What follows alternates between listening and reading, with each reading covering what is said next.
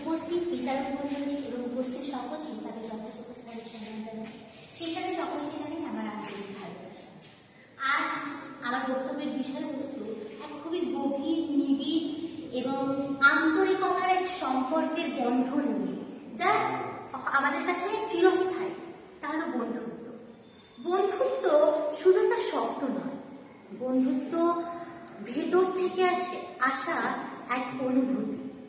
বন্ধুত্ব একা একা কখনো হয় না। বন্ধুত্বের জন্য পারিপার্শ্বিক আরো অনেক কিছুই লাগে। বন্ধুত্ব যে শুধু এক প্রাণীর সাথে আরেক প্রাণীর হবে এমন নয়, একটা মানুষের সাথে যে আরেক মানুষের হবে তেমন বিষয় নয়। বন্ধুত্ব তুমি গাছের সাথেও করতে পারো, বন্ধুত্ব তুমি বইয়ের সাথেও করতে পারো। এই প্রকৃতিও তোমার বন্ধু, এই মাঠ ঘাট জল নদী নালা সবাই তোমার বন্ধু।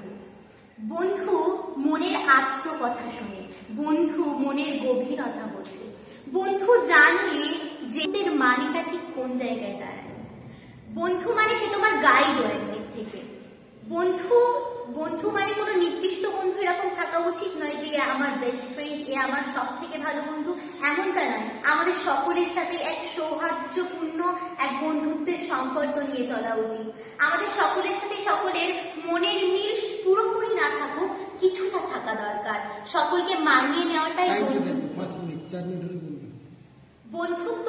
আমাদের বন্ধুত্বের মধ্যে আমরা শিখি, জানি। বন্ধু আমাদেরকে সাহায্য করে অনেক কাজে, যেমন কোনো ভুল কাজে পা বাড়ালে কোনো ভালো বন্ধু থাকলে সে কিন্তু আমাদেরকে পিছিয়ে নিয়ে আসে, আমাদেরকে পরামর্শ দেয় সঠিক পথে এগোনোর। বন্ধু কিন্তু আমাদের বাবা মায়েরাও হয়। বন্ধু এই প্রকৃতির সকল বস্তু, সকল ভেদাভেদ, সকল কিছুর ঊর্ধ্বে গিয়ে হয়। আর জাতি ধর্ম বর্ণ নির্বিশেষেই বন্ধু হয়। কারণ এই তো কাজী নজরুল ইসলামের ভাষায় মোরা একই বৃন্তে দুটি কুসুম, হিন্দু মুসলমান, হিন্দুও আমার বন্ধু, মুসলিমও আমার বন্ধু। বন্ধু এই ভারতবর্ষের সবাই, এই দেশের সবাই, এই জগতের সবাই, এই পৃথিবীর সবাই, এই মহাবিশ্বের সবাই। বন্ধুত্ব দিয়ে অনেক কিছুই করা যায়। বন্ধুত্ব আমাদের মনের এক শক্তি। মনের মণিকোঠায় যে গোপন আলো লুকিয়ে থাকে তা কিন্তু বন্ধুত্বের আরেক উৎস।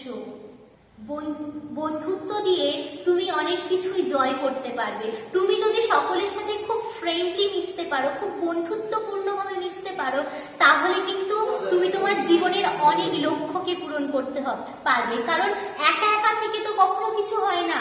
জীবনে বাঁচতে গেলে, লড়াই করতে গেলে স্বপ্ন দেখা প্রয়োজন। স্বপ্ন তুমি তখনই দেখতে পাবে যখন তুমি চারপাশের জগতের সঙ্গে মিলেমিশে থাকবে। আর বন্ধুত্ব মিলেমিশে থাকতেই শেখায়, বন্ধুত্ব লড়াই করতে শেখায়, বন্ধুত্ব বাঁচতে শেখায়।